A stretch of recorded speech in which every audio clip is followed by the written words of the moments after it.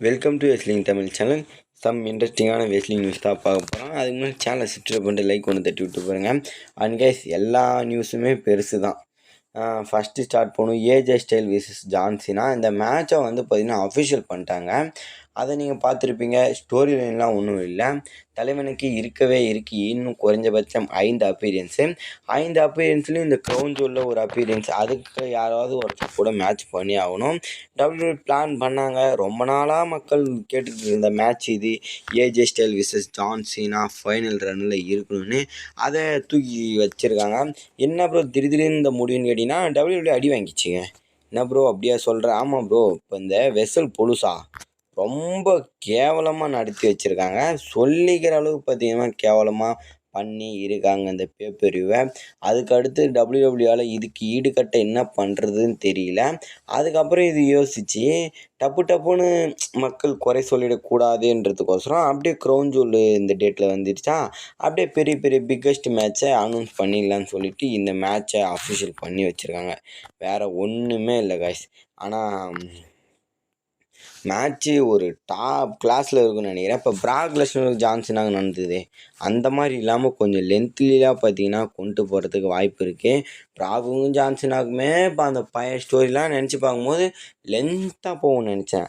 ஆனால் ஸ்மூத்தாக முடிச்சிருக்காங்க. அப்படி முடின்றது யாருமே எதிர்பார்க்கல. இதில் என்ன ட்விஸ்ட்டுனா, ஏஜே ஸ்டைலில் 2 டைம் வின் பண்ணியிருக்காரு. ஜான்சனாவை தோக்கடிச்சிருக்காரு.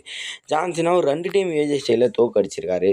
2 பேர்த்துக்குமே ஒரே லெவல் பவர் இருக்குது. ஒரே லெவலில் பார்த்தீங்கன்னா வின்னிங் பாயிண்ட்ஸ் இருக்குது. ஆனால் ஏஜே ஸ்டைலை விட ஜான்சனா பெரிய லெவலில் வந்துட்டார். பட் 2 பேரும் ஒரு ஈக்குவல் மெச்சாரிட்டியில் இருக்காங்க. அதனால் 2 பேருமே ரிட்டையர்மெண்ட் டூரில் இருக்காங்க. இதில் யாரை வின் பண்ண வைப்பாங்கன்னு கேட்டிங்கன்னா ஜான்சனாவை தாங்க டெஃபினெட். ஏன்னா ஏஜே ஸ்டைல் இன்னும் கொஞ்சம் நாளாக இருப்பார். பட் ஜான்சனா அப்படி இல்லை. நெக்ஸ்ட் வந்து பார்த்தீங்கன்னா, இந்த ஃபைனல் ரன்னில் நான் சேமஸும் இருக்கணும்னு நினைக்கிறேன். ஏன்னா சேமஸுக்கும் ஜான்சனாவுக்கும் நிறைய பழைய ஸ்டோரி லைன்லாம் இருக்குது. சேமஸ் எதுக்கு ப்ரோ சம்மந்தம்லாம் தூக்கிட்டு வந்து இதில் போகிறேன்னு கேட்டிங்கன்னா, சம்மந்தம் இருக்குது. இப்போது ஜான்சனா 2 மண்டே நைட்ரால் வர போகிறாரு. அந்த மண்டே நைட்ரால் ஃபஸ்ட்டு மண்டே நைட்ரால் ஓப்பனிங் சேலஞ்சு டாமினிக் மிஸ்டீரியோ வாங்க. என்ன ப்ரோ சொல்கிறேன்னு கேட்டிங்கன்னா, ஆமாம், டாமினிக் மிஸ்டீரியோவை எதிர்த்து இப்போது ஜான்சனா கூட மேட்ச்சு முடிதா க்ரௌன் ஜுவலில். அதில் முடிச்சு ஜான்சனா வின் பண்ணிட்டாரா, மண்டே நைட் ராக்கு போகிறாரா, டாமினிக் மிஸ்டீரியோ வராரா, காலேஜ் செக்மெண்ட் கட் பண்ணும்போது ஏதோ பண்ணுறாரா, அப்புறம் இவங்களுக்கு மெயின் இவெண்ட்டில் மேட்ச் வைக்கிறாங்களா, ஜான்சன் அது வின் பண்ணி கிராண்ட் ஸ்லாம் சாம்பியன் ஆகிடுவார். அதுக்கடுத்தது அப்போவே அது முடிஞ்சு மறாவது மண்டே நைட்ரால் ஓப்பன் சேலஞ்ச் விட்றாரு. அதை சேமஸ் எக்ஸ்பெக்ட் பண்ணி அந்த மண்டே நைட்ராலே அடித்து நொறுக்கிறாரு. நொறுக்கி பார்த்தீங்கன்னா அந்த சாம்பியன்ஷிப்பை வின் பண்ணுறாரு. வின் அதுக்கப்புறம் ஃபைனல் ஒரு அப்பீரியன்ஸ், அப்படியே சர்வீஸ் சீரீஸில் ஒரு அப்பீரியன்ஸ் கொடுப்பாருல. அது சர்வீஸ் சீரீஸ் முன்னாடி மண்டே நைட்ரா பின்னாடி தான் சரியாக பார்க்கல, அதை விட்டு தள்ளுங்க. அதுக்கடுத்து ஃபைனலாக ஒரு பெரிய பிக்கஸ்ட் மேட்ச் ஒன்று நடக்க போகுது. அதை பற்றி நான் லாஸ்ட்டாக சொல்கிறேன். இங்கே இந்த மாதிரி ஒரு கதையை க்ரியேட் பண்ணி வச்சுருக்காங்க. இது வந்து டபிள்யூடபிள்யூ போட்ட பிளானா இல்லை நம்ம ஆளுங்களே எடுத்து விட்ட புகாரானு தெரியல. இது வந்து டபிள்யூடபிள்யூ அஃபிஷியல் நியூஸ் தான். நம்ம ஆளுங்க ஸ்பெக்குலேஷன் பண்ணிட்டாங்க ப்ரோ அப்படின்ற மாதிரி சில இதெல்லாம் போயிட்டுருக்கேன். ஆனால் இந்த கதை கேட்குறதுக்கு வேறு லெவலில் போயிட்டுருக்கு. இது மட்டும் இவங்க சொன்ன மாதிரி இந்த மாதிரி நடத்துனாங்கன்னா ஒரு டாப் மேட்சாக இருக்கும். ஜான்சனாவோட ரிட்டையர்மெண்ட் டூரு ஒரு பர்ஃபெக்டாக பார்த்தீங்கன்னா முடித்து வைக்கிற மாதிரி இருக்குன்ற மாதிரி எனக்கு தோணுது. பட் இப்படி பண்ணுவாங்களான்னு தெரியல. பண்ணால் நல்லாயிருக்கும். வெயிட் பண்ணி பார்க்கலாம் இந்த மாதிரி பண்ணுறாங்களான்னு. நெக்ஸ்ட் வந்து பார்த்தீங்கன்னா guys, Brock Lesnar versus Bron Breakker WrestleMania 42 இருக்குல்ல, அங்கே பிராக் லெஸ்னருக்கும் பிரான் பிரேக்கருக்கும் மேட்ச் ஃபிக்ஸ்டு பண்ணலான்ற மாதிரி யோசிக்கிறாங்களாம். ஏன்னா இப்போ பார்லிமெண்ட் கை, பிரான் பிரேக்கர், செத் ராலன்ஸ், பிரான்சன் ரீட், இது 3 பேர்த்துல யார் பார்லிமெண்ட் காயாக போகிறாருன்னா பிரான் பிரேக்கரு.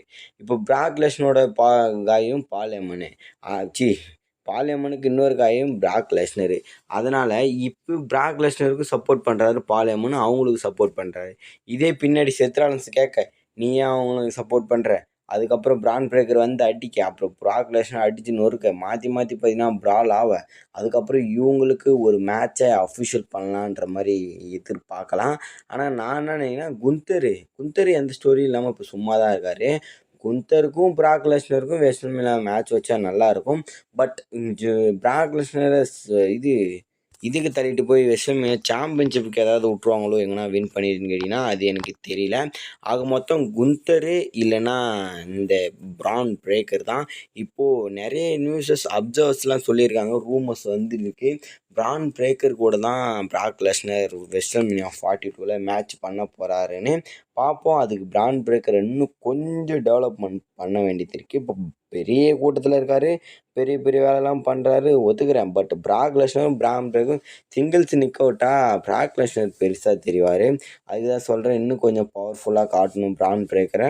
இன்னும் கொஞ்சம் பவர்ஃபுல்லாக காமிச்சு தான் அதுக்கப்புறம் இவங்களுக்கான ஃபியூடு ஒத்தையில் போனாலும் ஒத்தையாக பிடிச்சி பொழக்கிறன்ற மாதிரி அந்தளவுக்கு பார்த்திங்கன்னா பர்ஃபெக்டாக பார்த்திங்கன்னா கொண்டு போவாங்க. பார்ப்போம். இந்த மேட்ச் ஃப்யூச்சரில் நடக்கும். ஆனால் இப்போது இந்த WrestleMania 42ல் இது ஒரு தொலைநோக்கு பார்வையாக இருக்குது. நெக்ஸ்ட் வந்து பார்த்திங்கன்னா ஃபைனலாக வரும் இந்த எட்ஜி தான் ப்ரோ. டபிள்யூடபிள்யூலேயே இல்லை ப்ரோ. எங்கே ப்ரோ கொண்டு வரேன்னு கேட்டிங்கன்னா ஆடம் காம்ப்ளைன் ஒரு பேரில் AEWல இருக்கார். இப்போ கூட ஃபைட் பண்ணிகிட்ருக்காரு. அங்கே இருக்க இவருடைய நண்பன் தலைவன் கூட இப்போ ஒரு டீம் அப் பண்ணி மேட்ச் பண்ணாரா, அவர்கிட்ட சொல்லியிருக்காரு, இந்த மாதிரி நான் அக்யூட் பண்ணிட்டு போகிறேன் AEW, நீ பார்த்துக்க நண்பா ஃபேமிலியும் உன்னுடைய பிஸ்னஸையும்ன்ற மாதிரி சொல்லிட்டு வந்திருக்காரு. இதெல்லாம் வச்சு பார்க்கும்போது டிசம்பரில் இது அக்டோபர்லேயே இதுலேயே கான்ட்ராக்ட் முடியுது போல், அக்டோபர் மாதத்தில். அதுக்கடுத்து 2 மாதம் ஃப்ரீயாக தானே இருக்குது. தலைவன் டிசம்பரில் ரிட்டர்ன் பண்ணி ஜான்சினா கூட ஒரு ஃபியூடு பண்ண போகிறாராம். என்ன ப்ரோ சொல்கிற? ஆமாங்க, கண்டிப்பாக இது மட்டும் நடந்தால் வேற மாதிரி இருக்கும். எட்ஜி வந்து ஜான்சினாக்கோசரமே ரிட்டையர் ஆகிறாங்கன்ற மாதிரி போயிட்டுருக்கேன். அண்ட் கைஸ் அவர் அங்கே இருந்து வெளியே வந்து ஜான்சினா கூட மேட்ச் பண்ணாங்கன்னா டிக்கெட்டு பல கோடி வச்சு விற்பாங்க. ஏன்னா இது மக்கள் விரும்பிய மேட்ச்சு, மக்கள் கேட்டு வாங்குகிற மேட்ச்சு. அதனால தான் சொல்கிறேன், ஜான்சினாக்கும் எட்ஜிக்கு மேட்ச் நடந்தால் எட்ஜி ஜான்சினாக்கோசரமே AEWலேருந்து வெளியே வந்து தலைவன் கூட ரிட்டையர்மெண்ட் மேட்ச் பண்ணுற மாதிரி இருக்கும். இப்படி தான் பாசிபிலிட்டி மாதிரி போகுது. பட் இப்படி நடந்தால் எப்படி இருக்கும் யோசிச்சு பாருங்கள்.